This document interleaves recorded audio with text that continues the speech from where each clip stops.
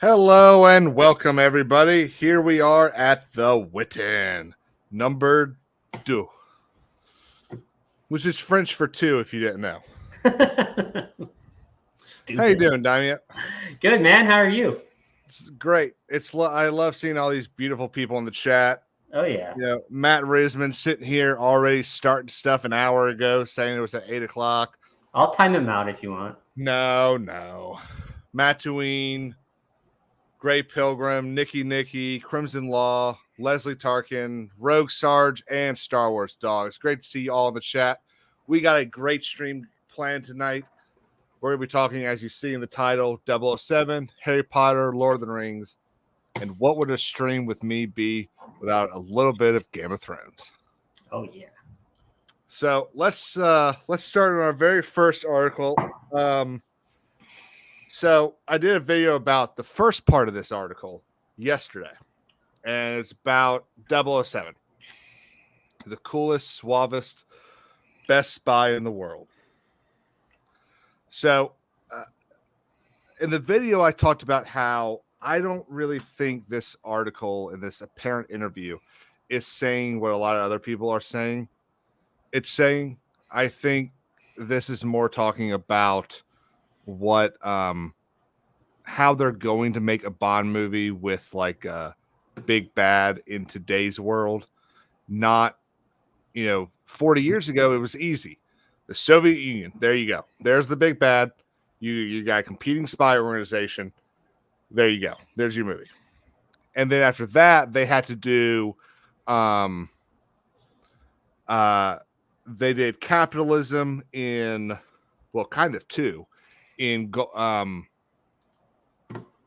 Tomorrow Never Dies and World's Not Enough. They did a news organization in Tomorrow Never Dies. I always love that one because of like how it is today.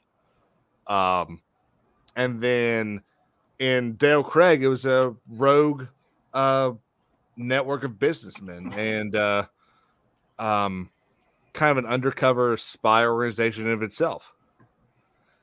So I think that's more what this article is talking about, but that's not the part of the article I want to talk about. So if you don't know, I don't know if you've seen it yet, Daimyo, but Amazon has a show about 007 called 007 Road to a Million. And it's hosted by Succession star Brian Cox. No, I actually haven't seen that. Is it a... So it's kind of an Amazing Race type thing. Okay. It's a what do they call it? It's unscripted TV. What's that? Reality shows. It's a reality show about a global adventure, but it takes place in a series of Bond-related locations. And so I bring this part of the article up because in the interview, which I still haven't been able to find, Barbara is asked about, because about a year and a half ago, Amazon bought out MGM. So they owned 50% of the rights to 007. So the thought was, well, does this mean that we're going to be getting a bunch of 007 TV shows? Are we going to get more movies? Is it going to be easier to get movies? And the fact of the matter is just no, because Barbara and her brother own all of the important rights.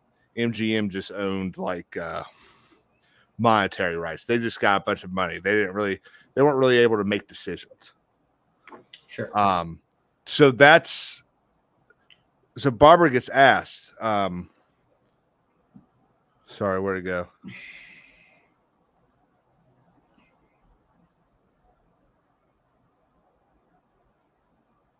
There we go. Asked if they're playing on other James Bond TV spinoffs.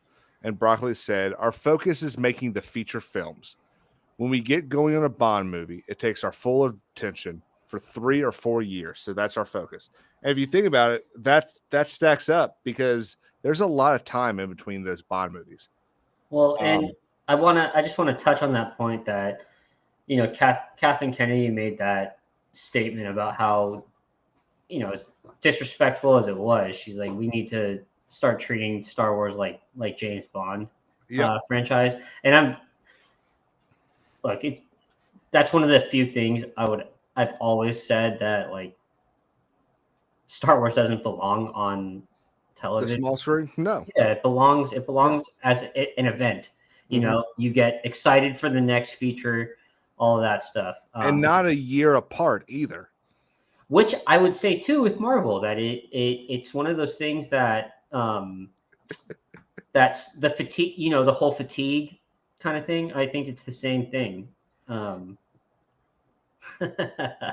Anderson, what's you've gotta be a woman for us to mansplain to you.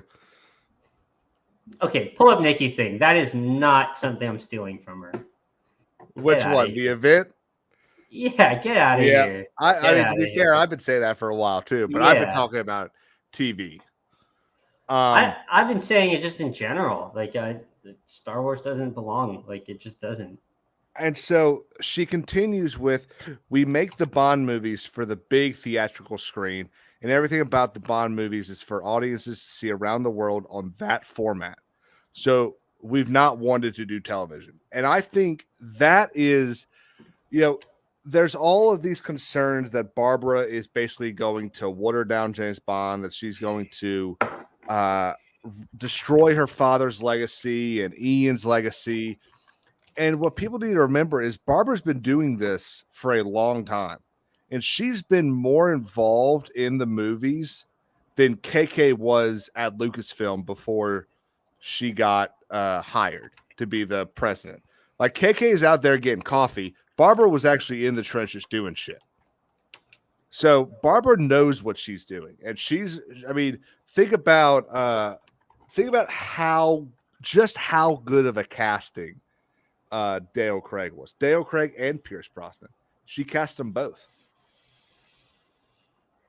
So I think that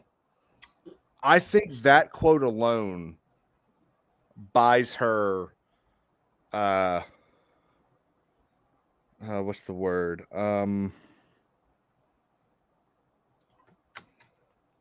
Time.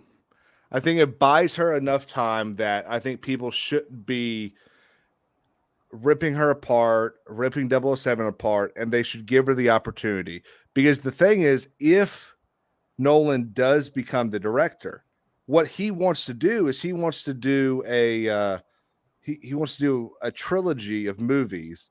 He wants to direct two of them and executive produce the other one and write the other one. But he wants to do a trilogy of movies based on the books and in the time period of the books, which means it would probably be, to quote the internet, based. So, and this is something I'd like to ask you is because I didn't read the books. I grew up Mhm. with Pierce Brosnan and Daniel Craig, but I Right. watched a whole bunch of the movies. And my dad loves these movies, so I've seen a lot of them. Too many of them for me to be able to name off all the actors and titles. But Nikki, you know, we need to fix that. And I'll talk about that in a little bit, Leslie. but as someone that has read the books, would you like to see uh, movies starting to be adapted off of these like source materials, or do you think they're doing the correct thing by kind of just creating their own So, story? yes and no. We've already seen a bunch of stuff from the various novels. There's and since Leslie just said the books are good, I assume that means she's read them and will correct me if I get this wrong. But there are, I think, 14 or 15 books. And they the movies take titles and various scenes from the books. Now, Casino Royale is different, and Casino Royale is very unique because Ian had already sold the rights to the book when before Broccoli and I forget the other guy's name could make their deal. So that's been gone for a while, and that's why it took so long for Casino Royale to be done. Mm. It's also the fact that, I mean, think back to the movie. Not a lot happens in the movie. A lot of the movie is around that poker table. and which they did fantastically. I was extremely impressed with how they were able to do that movie. I think it's the best one of Daniel Craig's time period. Yeah. It's just it and it's so different than Spectre, which I don't know. I think that one really kind of draws you into the interest Spectre of or Skyfall. Skyfall, Okay. or no, Casino Royale. I mean, like that's my favorite one. Right. Yeah. But you say it's so different from Spectre. Are we talking Spectre or Skyfall? Sorry, I meant Skyfall. Okay. I meant Skyfall, the last one. Because as you've said plenty of times before, it's a lot different than a James Bond. Yeah, movie. it's an action movie that stars James Bond. It's not a James Bond movie. Mm-hmm. And I think when we see something like this quote, it shows that not only are the people, at least half the people that are in charge, aware of what James Bond needs to be, but it also helps with the fact that the people that are aware of that are the ones that get to make the final decisions. So Jeff Bezos can't come in and say, well, Barbara, we're going to cast who we want to cast. Jennifer Sulky's going to do what she wants to do and get ready for Rings of Power version 3. Like, that's not going to happen because Barbara owns more of the rights than not a bigger percentage. She owns 50% as does Amazon, but the rights she owns are better. But Nikki, so I'm really happy you asked that. We're not, because Barbara said in an interview 6 months ago that James Bond could be white, black, yellow, or red, but he will always be he. So I think that's a very telling statement, you know.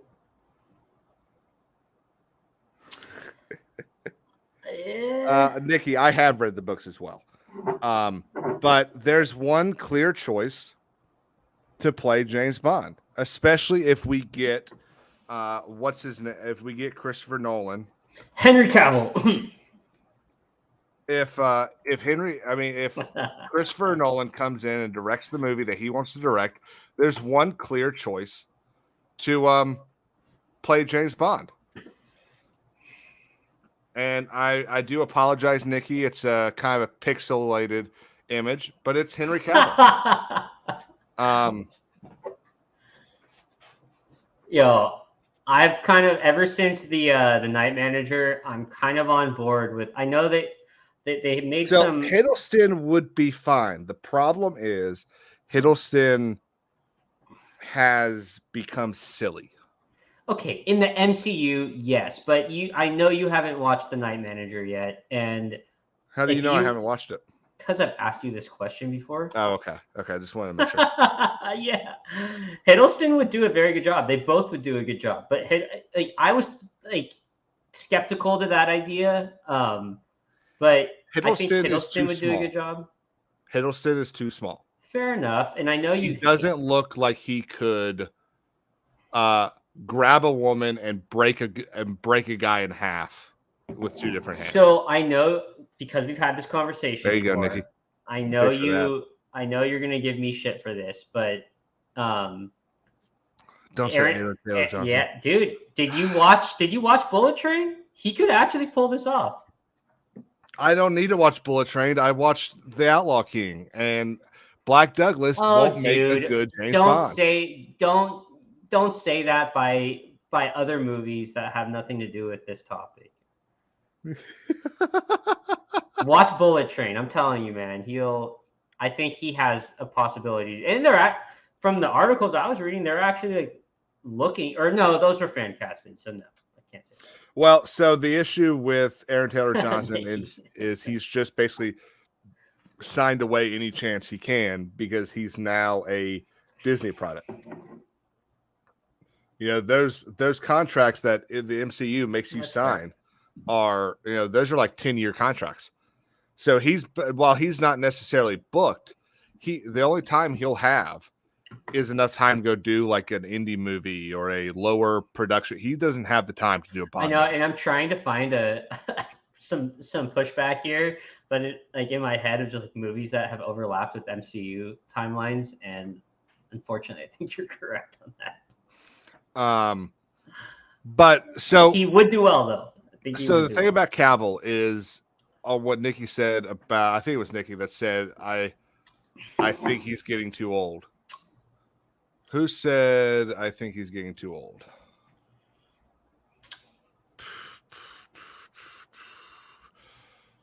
I should really star the things that I want to talk about. Yeah, Nikki said, but I heard he's getting too old for Bond. So he would be in probably about 6 years. But if they were to start production, let's say in the last year, in the next year, if it's the Nolan storyline, well, Nolan wants to do 3 movies. That's 3 movies over, let's say, a decade. He'll be 52 by the time the last one comes out. He will have probably been 50 during filming. And then if we compress that timeline to like 9 years, maybe even 8, that's very what's his name? Sean Connery was like 56 when he did his last one. Well, but they are I was reading a bunch of stuff about how they want that younger person, and I think who's that Egerton guy that The Kingsman guy. I know that guy was Aaron? listed. Yeah, I So think so. the only Something issue like with that. him, He's super short though. yeah, he's short. Now we know from Tom Cruise that they can film around anything, but I don't think he's posh enough. Did you watch the what's it called, The Kingsman? Kingsman, yeah, both of them. I agree with he with doesn't that statement. speak.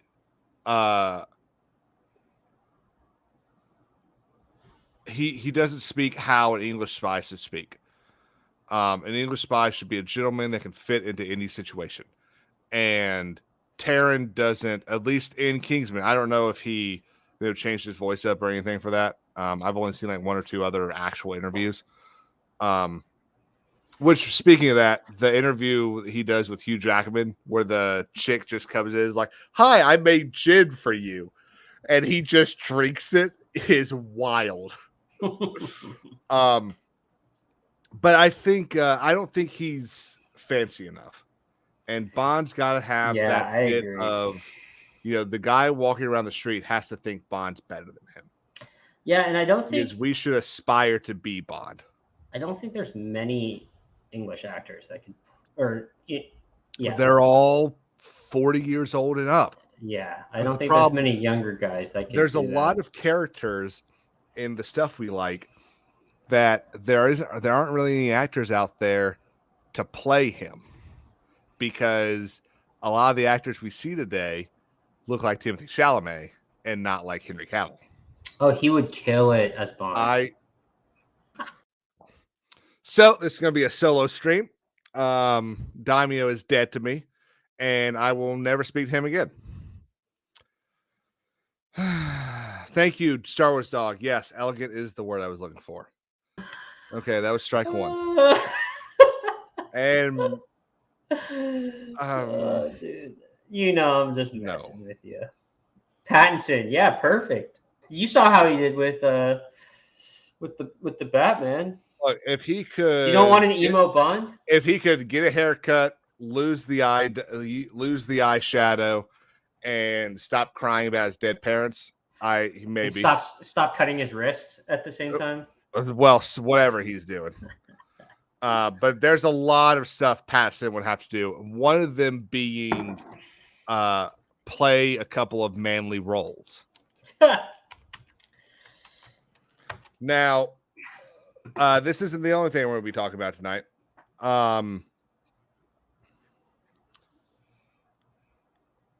One thing I do want to kind of move on to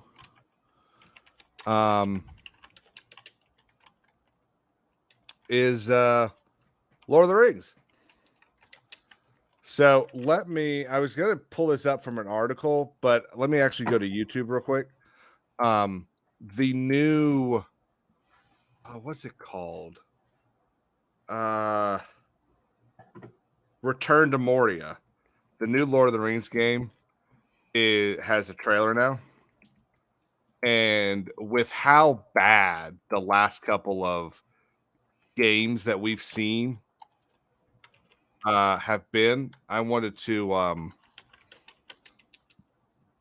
see what you thought about it.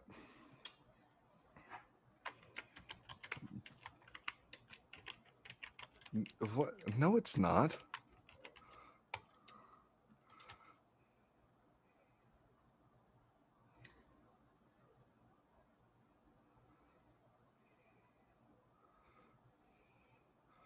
Okay. Here we go. So I haven't seen this yet. So let's see what's good. Shoot. There's Erebor, the Lonely Mountain, the Gray Mountains, the Iron Hills. Misty Mountains, Middle-earth, the fourth age of this world. Concerning dwarves. Dwarves have delved under the mountains since the first age, mining, smithing, and carving our homes. It has been remarked by some that a dwarf's only real passion is for battle and treasure. A rather unfair, I'd say elven observation, as we also hold our food and ale dear. All that is gold does not glitter. Not all those who wander are lost. Our reputations as master artisans precede us, as does our combat prowess.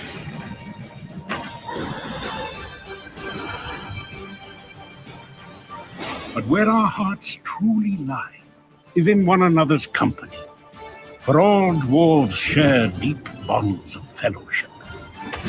Now, in this new age, it is time we dwarves return to Moria.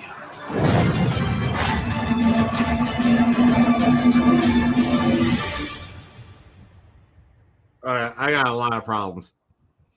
Yeah, looks I'm not even starting with the looks like. just I don't know if I would pay. It's probably gonna be a $70 game, right? Yeah, I think it's gonna be a $70 game. I'm not paying. In my day, I tried keeping up with the game. Now with Xfinity 10G network, my little bro is the game.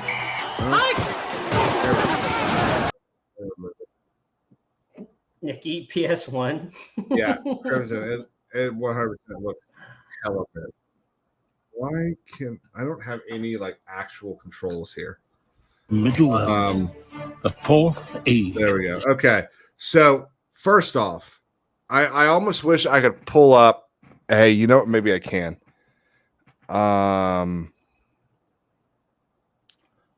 There is a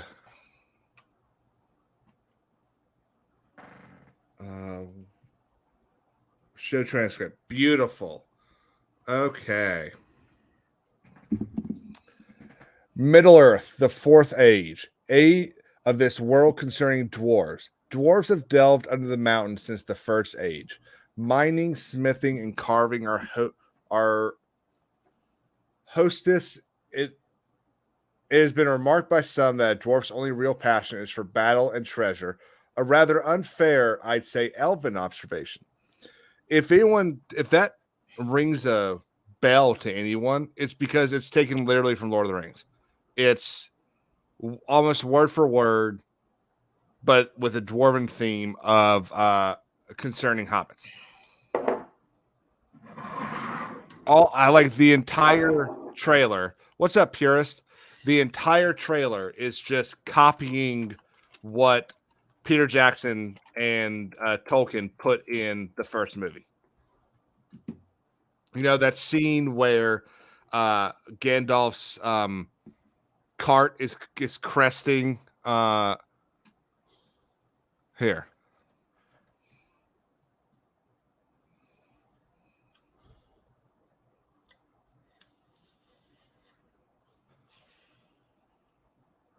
Okay, we won't play all of this.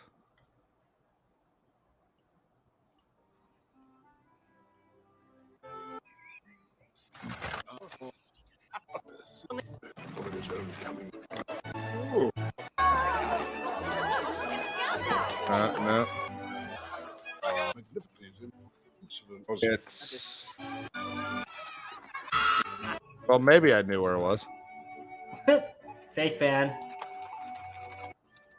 Yeah, no, I guess fake fan. Okay, I don't know where it is, but yeah, through half of the beginning is the chapter in Lord of the Rings where Tolkien's telling you about hobbits, and it just goes, you know, hobbits have always enjoyed the drinking of ales and brewings of beers and then something else, and that's just what the friggin' trailer is doing. I don't, that bugs me.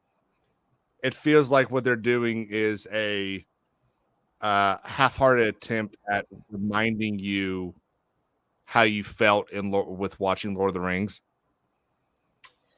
It also doesn't look that great. Just yeah, it looks like your classic copy and paste RPG, like those $10 things you can find. So here it is again.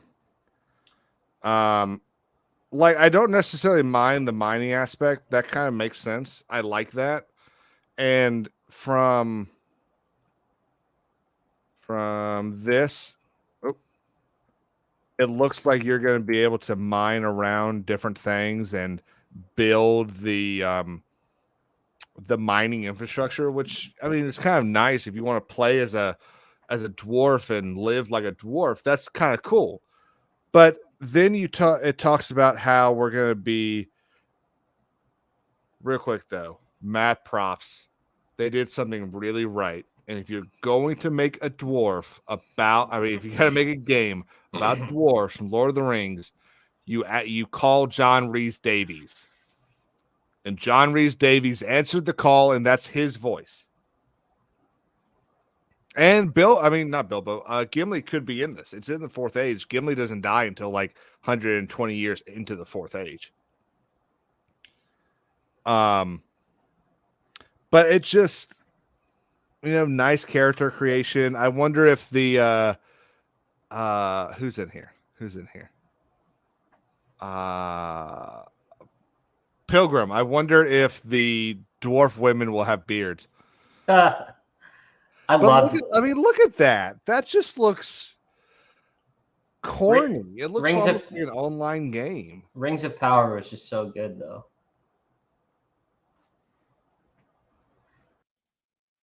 Strike two. Tell you what, he's third strike's going to be when he tells us how good season 8 of Game of Thrones was. I do want to say though, given what they just did with Gollum and with this, what they're about to do with this game, and you just made a video about Return of the King, the game. Why are they not like focusing on making a game like that? Like they've got it's not like the technology isn't there, right? Like I don't know. I wonder if it's too expensive for Lord of the Rings. Well, so you've got to, thanks Purist, you've got to if you were going to make a Lord of the Rings video game based off of the Fourth Age, well, to my recollections, there's not a lot written about the Fourth Age. So you kind of have some free reign there. I'm talking specifically mechanics right now. Like, yeah, you're correct. Like, okay. But like a game that's just fun. Like, it can be on rails. It doesn't need to be an RPG. But that game, I've got so many memories of playing that game. Yeah, like it's so fun. Like they could even not remaster, but just create a new game within the timeline, and absolutely. You can swap between Legolas, Aragorn, something like that. I think you can even have your own characters, but still have that same kind of idea, right? Yeah, Nikki, I didn't want to do that to myself. Like I have a lot of self-respect, and I love myself, and I didn't want to put myself through that. Yeah, that game that game was bound to fail. I mean, you're in the Lord of the Rings universe. Who wants to play as Gollum? Yeah. Where you're crawling around trying to hide from people. Like, you've got magic, swords, all of this other shit in the game, like, or in the universe. You could easily do something like that. So what's funny is, this game almost looks like it's halfway between Sea of Thieves and a real game. Like, it's almost, I don't know if they're Yeah, it's doing so funny this. you just said that. Yeah, I would love if Maria was in here because she could explain. She probably knows what engine it's running on and all that stuff, and she could explain why it's not why it doesn't look good. But it bugs me that this is clearly in the middle of, now, assuming that this is in Moria. I mean, it makes sense that there's bad guys in Moria. They go back in at the beginning of the Fourth Age to take back Moria, and they spend a lot of time clearing it out. So it makes sense that there's bad guys in here, and there's so much that's just close enough. Like, it almost, in fact, let me see the thing that I actually opened this on. So highlight Mr. Anderson's comment real quick. Is that okay? Going back to what you had just said, I don't think there's an excuse for why the game looks like this. This literally looks like a free game, like Save Thieves or Fortnite. I mean, I don't really know what I'm talking about. Anderson, I need you to explain that comment, because this looks miles ahead of Gollum.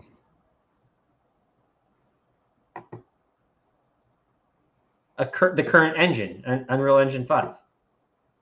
I don't think either of them are on Unreal Engine 5. That's the point I think that he's making, though.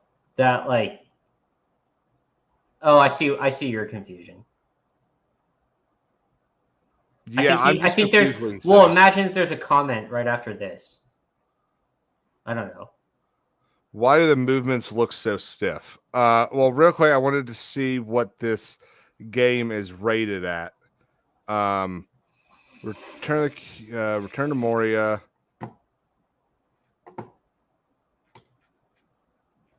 So this is Epic Games. So that's one of the reasons why it is Epic's game. Yeah, that makes that's one of the reasons why sense. it looks silly.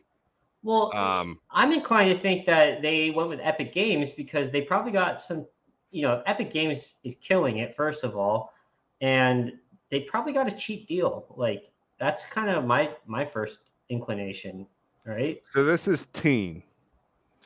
And honestly, it looks like something that should be E for everyone.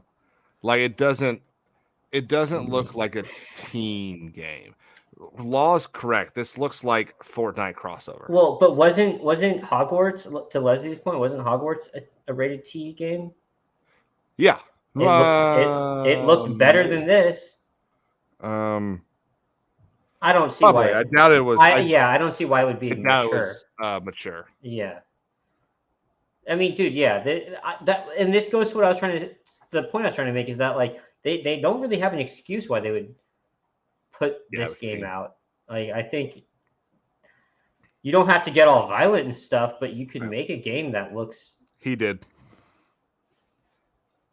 Yeah, you could make a game that looks so 100 times better than this. Anderson, what I'm saying is that it looks. I don't like the look. I think it's a childish look, but I think it looks better than Gollum did.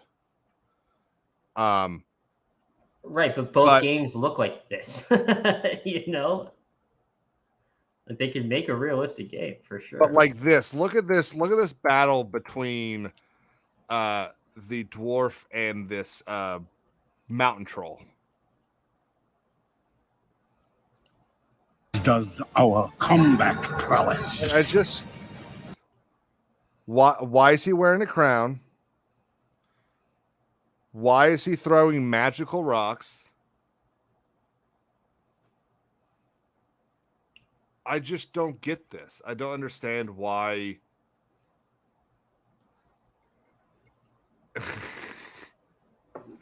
Law, I get it. I don't know. It doesn't make any sense. I'm just what it looks like is it looks like a game that you're supposed to play with a bunch of friends and go do a bunch of stuff with. It looks like a clan game, and I don't understand why. Why do studios continue to feel the need to make multiplayer only games that you can play by yourself, but that in order to really have as much fun as you can, you have to have other people with you? What happened to single player? Because everyone thinks the money's behind multiplayer games. Let's You know let's what? be honest. Star Wars Legacy made $1 billion. Right. Even with all the backlash that they tried, that certain people tried to give it. But Anderson, that's what's been hot for a long time. I say hot. I don't think it's been that hot. I think one of the reasons that things like they're not all gaming journalists, Pierce. One of the reasons that things like Warzone and Fortnite and all those are popular is because people online play them, and then it makes the 12-year-old kids think that, oh, I want to be like my favorite YouTuber, and so they have to go play 19 hours of Fortnite and all that stuff, and it's just like, what are we doing? Okay, tell me if I'm wrong, Caleb. If they made a game with the same levels or same level of graphics as like Warzone, and they had kind of like it was within the Lord of the Rings universe, and you could swap between different character settings, like archer, knight, and whatever, and you went into battle as someone from Gondor or an orc and stuff, would you not play the shit out of that game online? Massive battle. You have little mini objectives to do. Probably not. Really? I'm not an MMO guy. I don't like MMO. That's not really what Warzone I don't. is. The multiplayer games I have enjoyed in my life are Call of Duty and Battlefield. But those are the games I'm trying to replicate here. If you had Call of Duty structure but set in the Lord of the Rings timeline, I'm calling you a liar. I don't think you would. Yeah. You would just. So they tried that. They tried that with Battle for Middle Earth, and I didn't like it. Wasn't a fan. Okay, I mean, sorry, man. You don't have to be sorry. I just don't believe you. I mean, that's fine. But I did. They've had a couple of those, and I just didn't like them. The thing that I enjoyed about Battlefield and Call of Duty were the guns. It wasn't the playing with a bunch of people. It wasn't. Fair. It was coming home after a hard day at school. Because I used to think that was difficult, and coming home and play zombies or shoot a bunch of 12-year-olds in a video game and make them cry. It was fun for me. Yeah, that's fair. I love how we're just completely glossing over the whole shoot a bunch of 12-year-olds thing. They're not actually 12 in the game. Okay, so verdict on this is I'm not very hopeful. It doesn't look that great. It could. I mean, I'll probably play it. It could be fine, but I am concerned with the fact that they felt the need to lift stuff out of the movies and the books in order to make you have a connection to the game rather than creating their own thing. That concerns me. I think it's safe to say this is most likely dead on arrival. In terms the of other reason I don't think it's DOA is because of the glorious John Rhys Davies. I don't think people are willing to spend $70 on this. Well, so that we'll is also the thing. I don't know how much it's going to be. If it's a free game, it has a better chance. But I haven't seen a game come out for $30 new for a while. So from Epic Games, $40. $40? Yeah. Okay, I'm still not buying it. Yeah, but it's a little better. Yeah. Now, one, I can't talk about Lord of the Rings without taking a dig at Rings of Power. So I think this is really hilarious. Lord of the Rings cosplay captures Galadriel's ethereal Lothlorien look. A look that she would have had pretty much from birth till she left the shores for the Grey Havens. What's up, John? Hey, John. I don't even know what's happening here. Chaos, utter chaos, but not like yours. Yours is a whole different kinds of chaos. So let's remind ourselves what she looked like in, well, that's Jennifer Lawrence, the first Galadriel. So this is Morfydd Clark's Galadriel. Not very ethereal. She looks like if you held the door open for her, you get slapped. That's perfect. That's exactly what she looks like. She looks like someone just held the door open for her. Yeah, exactly. This is what the cosplayer, a normal person without a $1 billion budget company behind her. This is what she did. Yeah.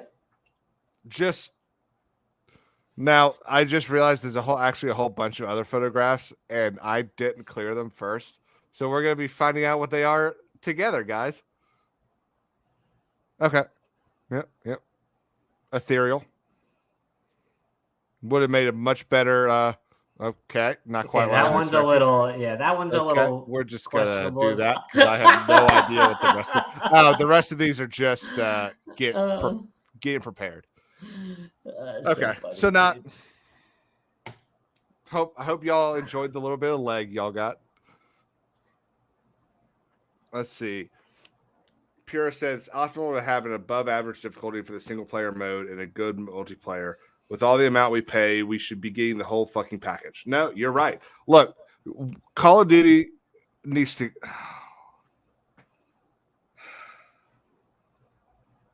John, don't you have a woman laying in bed next to you?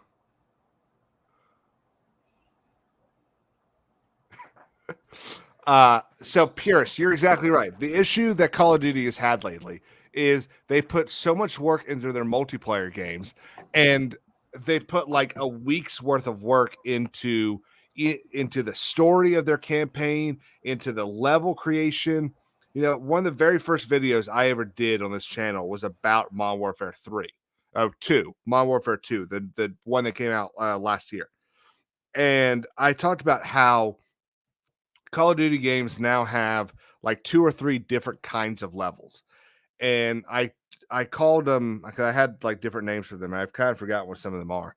But one of them is basically box up. And what I mean is that the entire level is just a box. And you start at the bottom and you go up. And that's like the oil rig platform ones. You land at the bottom, you go up, you kill 9 guys, and you helo out. Okay, well that's fun for like a mission or two, but your whole game can't be that. I shouldn't be able to beat your game on hardened in 4 hours. That game should take me 10 hours to beat. It's sad that the next soy or non-Y chromosome having version of Bond will do better financially than Dead Reckoning. Part 1, probably, but I think I think Dead Reckoning had issues with when it got released.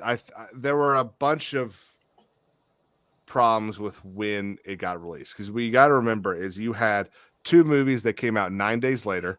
That I did not say that, John.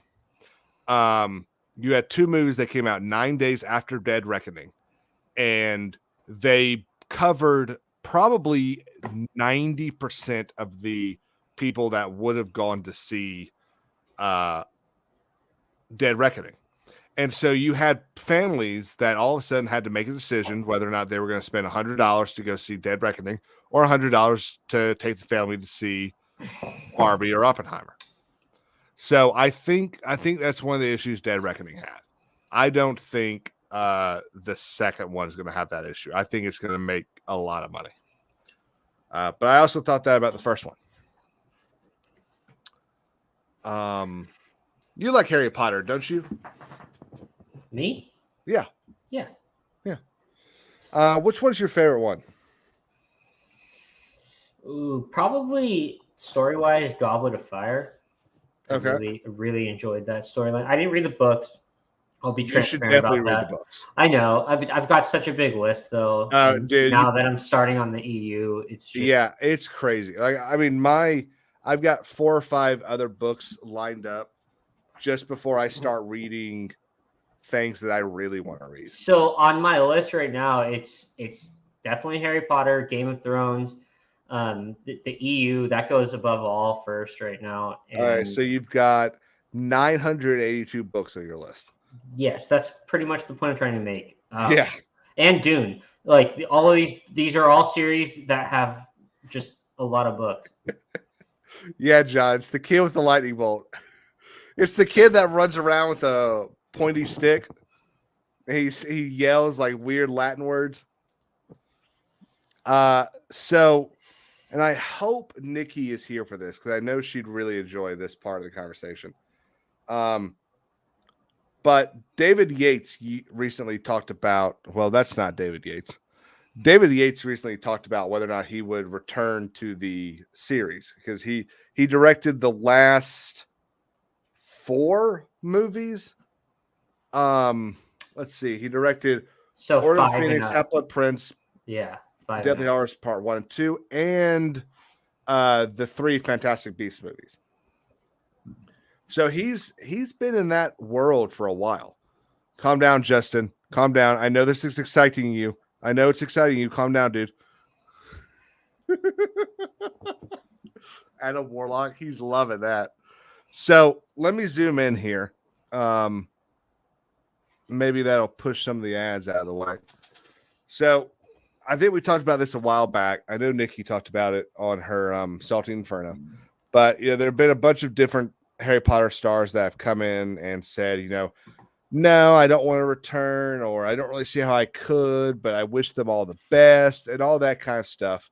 And for the most part, it's been rather diplomatic. And so David Yates, who is, in my opinion, the second best director for Harry Potter, the first being the guy that did Prisoner of Azkaban, but I can't remember who it is. He basically gets asked, would you want to come on and direct a series, a season, or do you want to direct an episode or 2? And he said, honestly, I couldn't in any conceivable way get involved. Yates, it's simply I spent a long time at that school, in those corridors and in those classrooms, and it was an exquisite experience and one I will always treasure. But to go back and do another year or 2 for me, I feel I've left it. Being in the back of a van with Lawrence Gray in Atlanta of Savannah, I don't know what that is. I thought they mistyped and said Atlanta or Savannah. Hoofing it to try and make a drama to me at this moment is more compelling than going through the hallowed gates of Hogwarts. And I've got to say, I really appreciate the way that he says that. He gives up front, he gives the respect to Harry Potter. And I didn't get to read the whole thing, but as far as I can tell, he doesn't really talk about JK. Which they don't ask him, so why would you bring it up? But he doesn't do what some of the other actors and actresses have done and kind of go out of their way to say, yeah, I kind of would like to, but with JK involved, I just can't support that. We saw, I think Emma Watson was the one that said something like that, and Daniel Radcliffe was very measured when he said, he loved his experience, but just couldn't see how it could happen. It seemed like he was trying to back away from things he had said in the past. about like not liking JK anymore and all that. When this woman has written a story that has put money in y'all's pockets for the rest of your lives. Yeah, I'm That not going to shit get started pisses on me this. off. It does too for me. It's so dumb. Let's see. He added, "I wish that show so well. It's going to be amazing to see them re-explore all it can be for the next generation. I think it'll be a challenge for everyone involved, but it's a very exciting enterprise, and I wish it well. It was an amazing experience for me. I know the other filmmakers who were involved, and it will be for the next generation of filmmakers." And I 100% agree. You know, with TV shows like this, you don't have one director. You've got a showrunner and a script writer, or, you know, in some cases, multiple script writers. And they're the ones that kind of bring in the directors, kind of give them the vision, then let the director direct the episode. And that's kind of why you see a bunch of episodes. And you see it.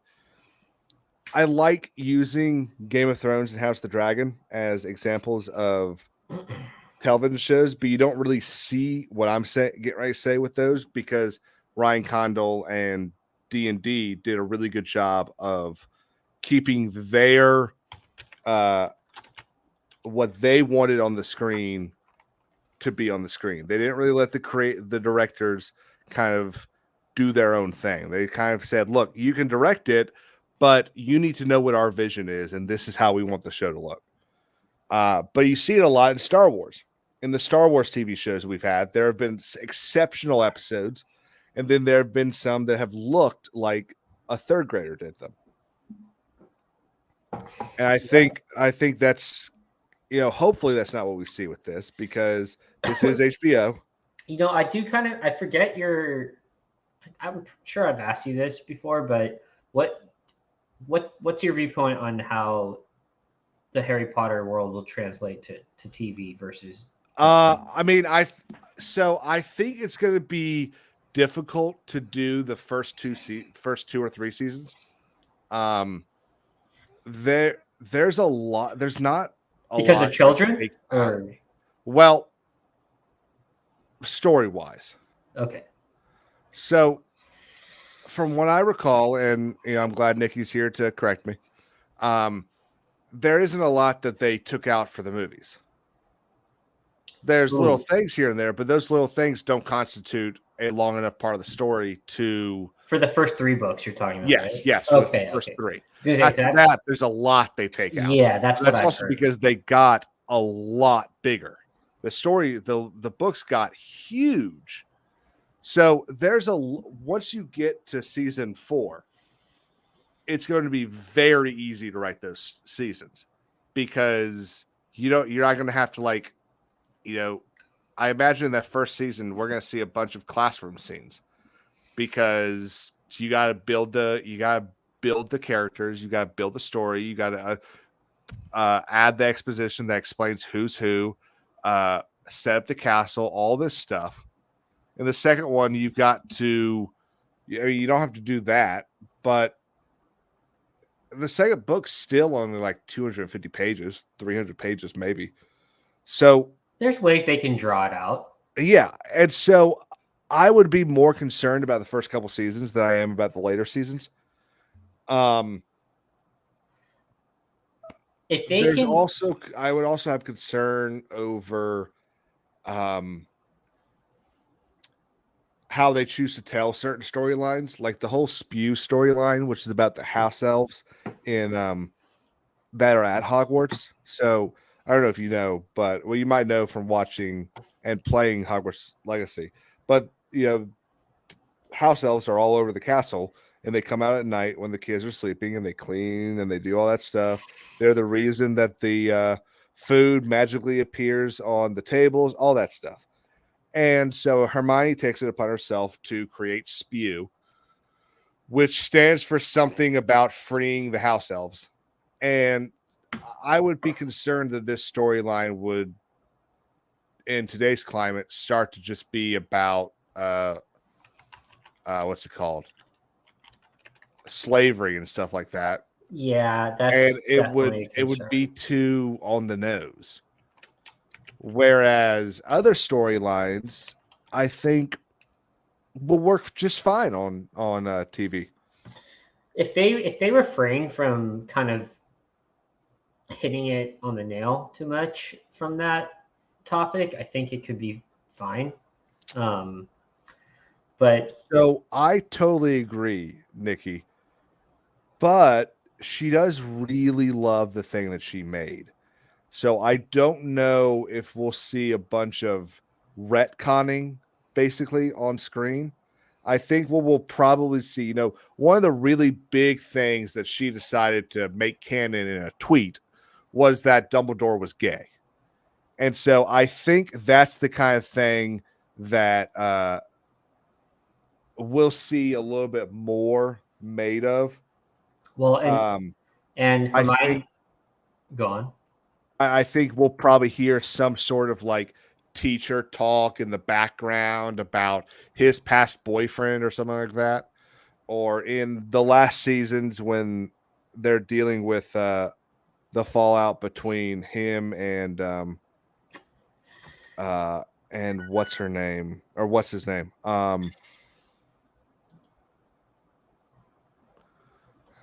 Gregorian is the name of the knot. What Grindelwald. I think there's going to be stuff in that, but my hope is that if they choose to put it in there, they do it more like the movie Language Lessons than Bros.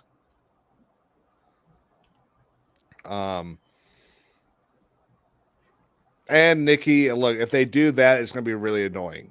But she's going to be Palestinian. Shit. Sorry.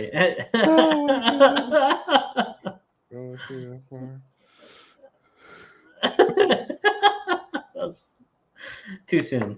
Oh my gosh. Where were we? Harry Potter. Let's see. I'm sorry, I couldn't do it, dude. Why did it have to be canonized in a tweet? Did not come off. So no, that's the thing. It didn't. It was. I actually don't think anyone except the weirdos had that thought, and then she got like yelled at I don't know, 5 years later for not putting any gay characters in. And she goes, "What are you talking about? Dumbledore's gay." And then she starts like listing out all these things that are like, okay, but that's so not how you wrote that. So this show is gonna bomb if they go down that route of prioritizing these things. Yeah, so that's the It'll thing. bomb. It'll bomb. There's the good thing is, how do you bring in Dumbledore being gay in that first season where the kids are 10 years old? You don't. They already have it. They already have it in the other stuff. Right. So I think if anything happens, I think it's going to be more like a Game of Thrones thing where the last couple seasons suck and not. I think we're going to get some really good television. And it could even be something like The Last of Us, where my understanding is that the overall season was really good, but there's that one season episodes that's just like, what the hell? Did you play the game? No. Okay, so I've played that game like 4 or 5 times. One of my favorite games, the first one. It's so funny how not far off John is in this, and he doesn't even know. Yeah. But back to what you're saying about that, like horrible. Like the show was horrible in consideration to the game. Did not respect any of the source material. And not only do they have source material in terms of movies, and they also have source material in terms of books. So that would, I think, if they start changing shit like that, and like in the movies, there's no word about Dumbledore being gay or whatever. And in the Last of Us show, they they highlight a very small part of the game for a full episode. So you kind of get what I'm saying here. Like they could really screw it up by doing that. In my opinion. John, I heard it on a Mike Zero stream. So we're gonna change topics here because I hadn't. So basically, what I did with this is I kind of picked 3 or 4 topics I want to talk about, and then kind of looked to see if there were news about those topics. And so I obviously, I love Star Wars. If there's an opportunity to talk about Star Wars, I'm not really going to pass it up, especially if I get to make fun of someone. So today we're going to make fun of Anthony Lund, who is a writer for Movie Web. In an article posted 3 days ago, Ahsoka eradicated one common Star Wars continuity error with his attention to detail. Now, what do y'all think this is?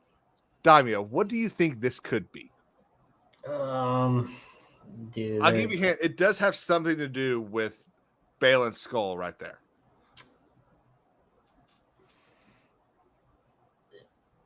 I can't even begin.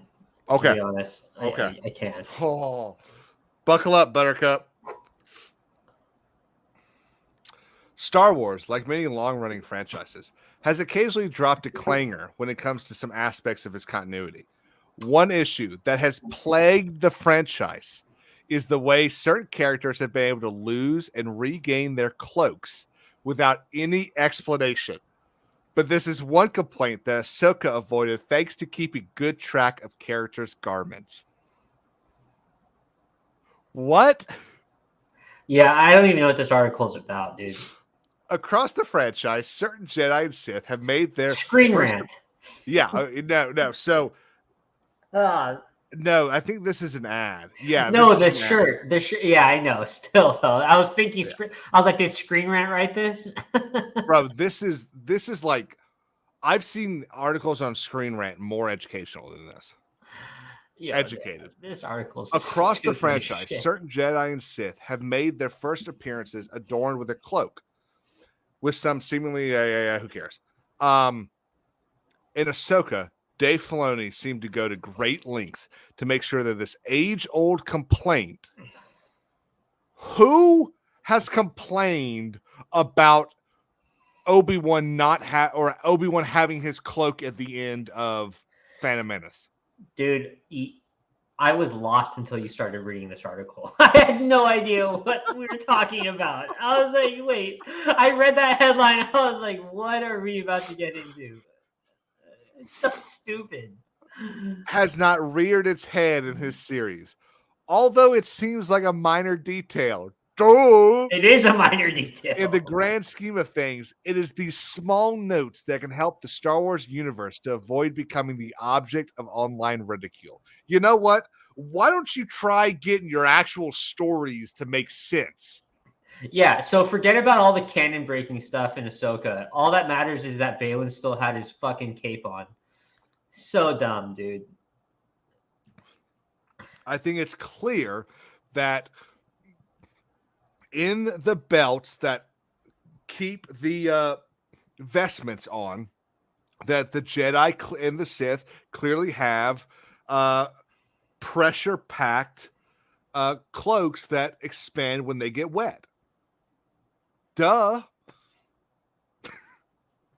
The latest Star Wars series presented a number of cloaked characters from Baylan Skoll and Shin Hati to Ahsoka herself. And when it came to the continuity of their costumes, Filoni had his ducks all in a row. When Ahsoka and Baylan engaged in their lightsaber duel on Cetos, they both discard their cloaks before the battle. However, unlike in many previous Star Wars projects, those cloaks do not magically reappear later in the series. Dude, this article is making me dumber. The mystical cloaks of Jedi reappear, they do. My God. I don't... yeah, I'm done. Oh, dude, look, highlight Leslie's comment. That shit's hilarious. You know who didn't need a cloak to be a badass? Grand Moff Tarkin. Damn right. Yo, it's not enough to constantly talk about your identity. You now need to talk about your physical appearance and what you wear. That's what this article is talking about. Can we ask this guy how Dave Filoni's asshole tastes? Oh my god, that shit's hilarious. So real quick, last little bit of Star Wars talk. I know we're gonna be over in probably about 20 minutes, guys. But last little bit of Star Wars talk. Sean Levy, who is supposed to direct the Rey movie, says that Lucasfilm wants him to make a Star Wars movie that reflects his taste. Now, if anyone doesn't know, Sean Levy, his movies are, sorry, that's producer. So he's directed 8 episodes of Stranger Things, The Adam Project, Free Guy, Night at the Museum, which I really do love. He did direct one of my favorite comedies of all time. This Is Where I Leave You. Internship was pretty good too. Yep. Real Steel, another movie I really like. Night of the all 3 Night of the Museums he directed. Cheated by the Dozen. So I love that movie. I love that movie. Yeah, basically a lot of comedies. And what Star Wars doesn't really work out for me is a comedy. Well, and that's what I was going to say to that is like, I'm tired of the goofy like jokes in Star Wars, like the goofy feeling. And same with the MCU. Like I don't want these movies to feel goofy. Like, you know, you have a sad scene and then you set it up with like, or you have a sad scene and then you have to immediately have one of the characters, you know, pull off a stupid. Well, so that's the problem with Disney, and I tell you, I do those what we love about videos, and it is kind of nice to shit on stuff sometimes. So I am kind of happy to be shit on here, but I really do love the what we love about. But the issue with Disney is that Disney is not a dramatized movie maker. They don't do dramas. They don't do serious stories. Even their true story movies still have levity and brevity to them. So, you know, we get the where we really saw this happen and where this whole everyone needs to laugh and everyone needs to be happy when they walk out of the theater.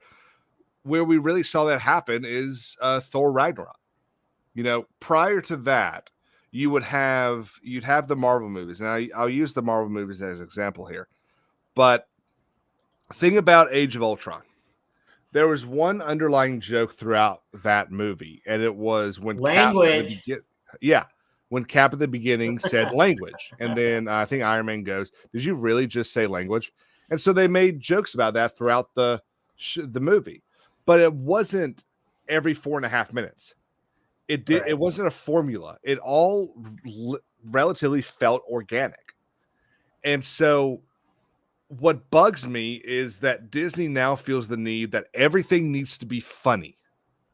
Now, one thing I will say is about Sean Levy being the director and about me kind of being like, you know, he makes a lot of funny movies and being concerned that the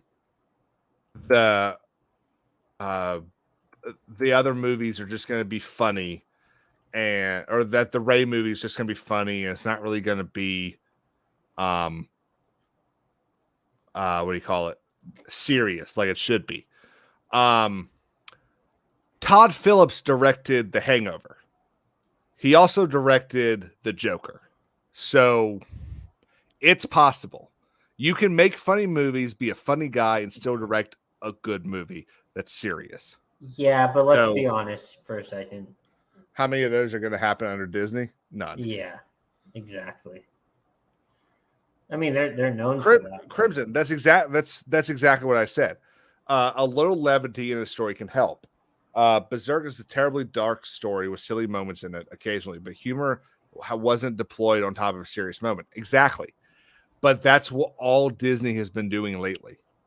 And really since Thor Ragnarok, which is what, 2015?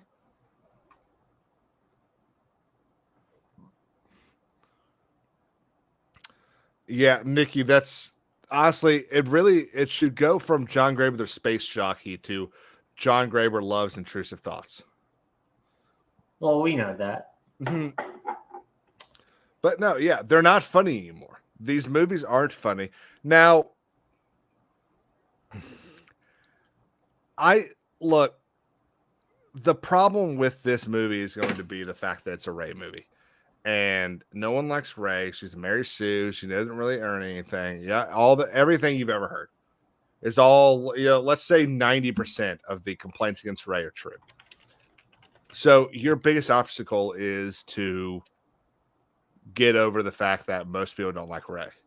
So you hire a guy that's never made a serious movie in his life to make that movie. Sounds like a winner, John.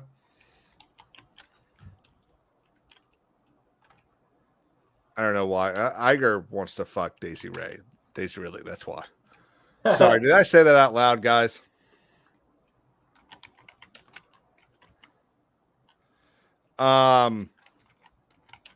Okay, so that's, Damir, you got any comments on Star Wars on this? On this, we don't need a comedic director to make us a Star Wars movie. We need someone who actually knows and understands the lore of Star Wars to give us what fans have been asking for. The real fans, not the people that are just, accepting whatever bullshit we're given, right? Like that's my only comment, honestly. Like I have nothing. I can't get away with anything here. What's up, Maria? Hi, Maria. Maria, I gotta talk to you about some stuff later. I wish you had been here earlier. We had a question about a video game, but we've moved on, and we unfortunately don't have time to go back. But yeah, you know what I'm saying, dude? Like, yeah, no, I totally agree. And you're correct that, like, yeah, with the instance of Joker, that it can be done, but I don't see that happening with Star Wars or Marvel. I think they're going to keep doing their you get drama, and then you get comedy, and then you get drama, and then you get comedy, and then you get more comedy, and then more drama, right? Like that's kind of the formula that they've been playing on, and I don't think it's going to stop anytime soon. Ooh, everyone, you know what?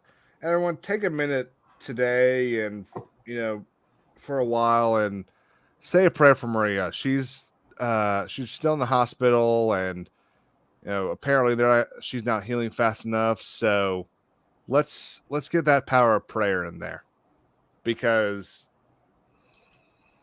laughing is great, but yeah, that shit's more powerful. Love you, Maria. So as I said, and as we all know, there's no such thing as a King's Advisor stream without a little bit of Game of Thrones talk. So George R.R. Martin knows the Winds of Winter is late. Nah, duh, really?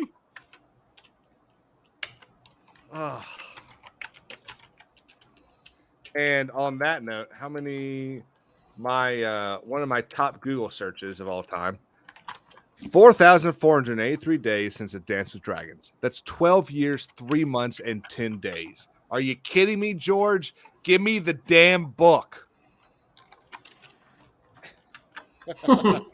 Well, Nikki, about that. So, George R.R. Martin released the 5th book in his Song of Ice and Fire series, A Dance with Dragons, in 2011.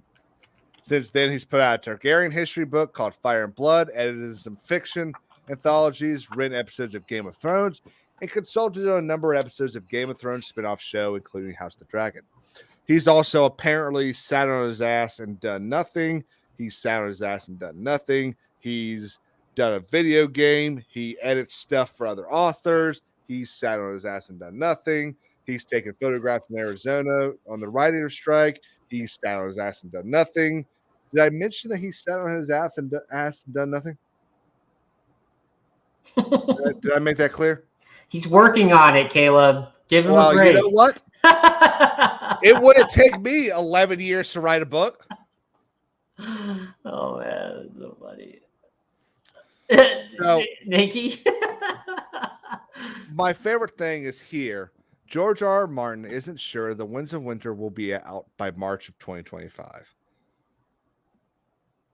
Did he really have to give us a date? Did he have to sit there and say, hey, here's a date that apparently I've been looking for. I don't think it's going to be out by then.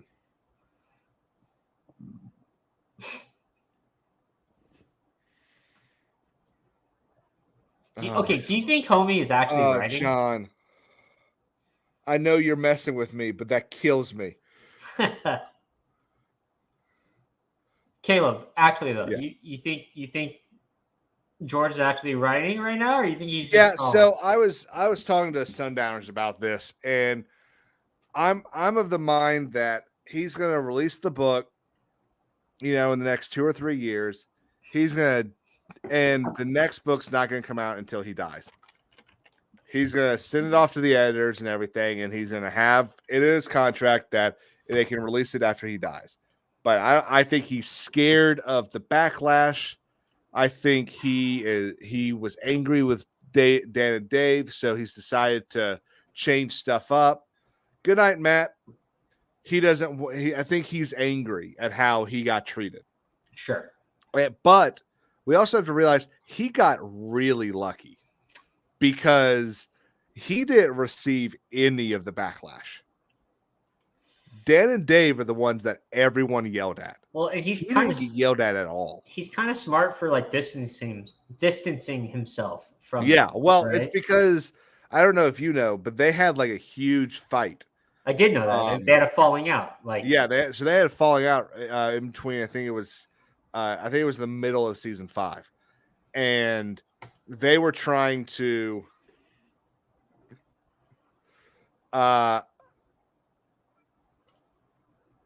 Yeah, no, it 100% would.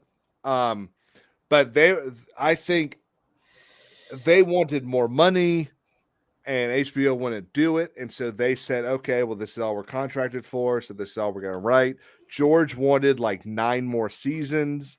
He wanted a 13-season show. Wow. And they wouldn't do it because they weren't getting the money from George. From HBO. Yeah, but who's he really So, am I mistaken by what you're saying? Is that there's a bitterness, and that's why he's not finishing the books? No. So I think Okay. I think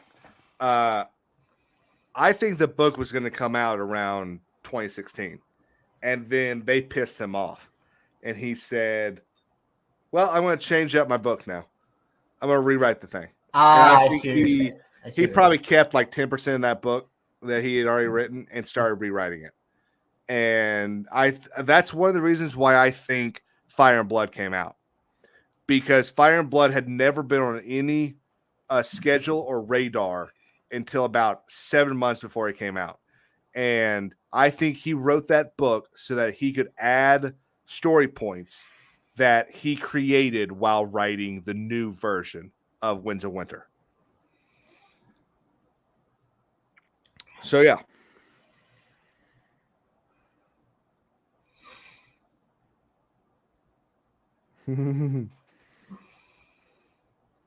Yeah, he has no Ghost Riders or kids. When he dies, so does the no, Nikki. That's not quite true.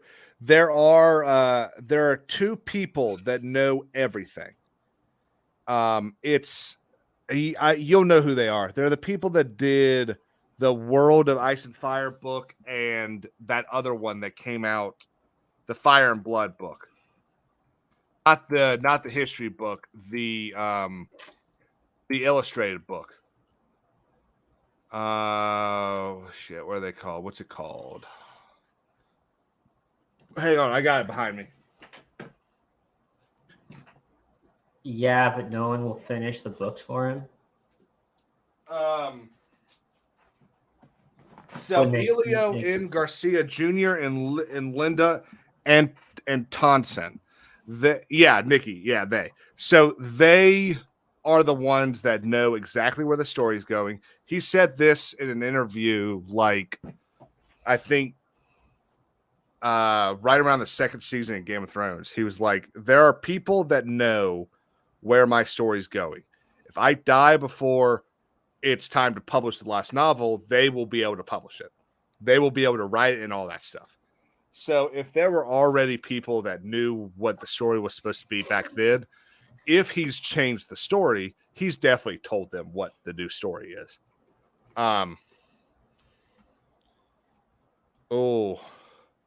So the only problem with adding the novels is when I add like things like this, I like big collections. And so because they're not done. No, but Nikki, that's what I'm saying. A Dreamer Spring will be done by these two people who know the story and will step into George's shoe and finish it. It'll be the kind of thing with Wheel of Time where he told Brandon Sanderson, whatever his name is, the original author died. But he had told Brandon where the story was supposed to go, and that's why we got like 13 books after his death. I say I haven't read them at all. Fucking games. Yeah. I did. So real quick, I want to see what this article is saying because this is my favorite story ever. So I'm curious where they're ranking these. Okay. So this was a short anthology book that just told a couple stories about some characters in the later books. Eldest, that's wrong.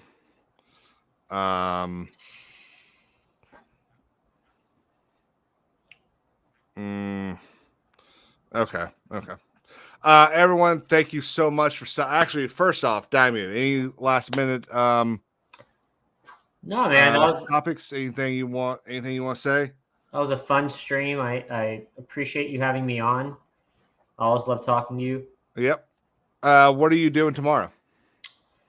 I'm doing a stream on the Zimbabwe UFO incident.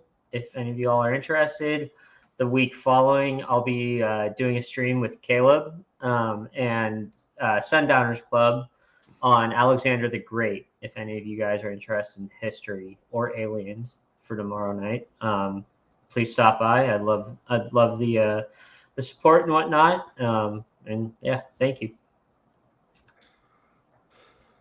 Links in the chat. Go like and subscribe to the guy. He's actually a pretty smart dude. I know it's surprising, but he's a pretty smart dude. Don't listen to everything that Mr. Anderson does. Everyone, thank you so much for stopping by. Don't forget to like, subscribe, follow us on Twitter, all that nonsense. I hope everyone has a great night, sleeps well, and has a great Wednesday. Thank you, everyone.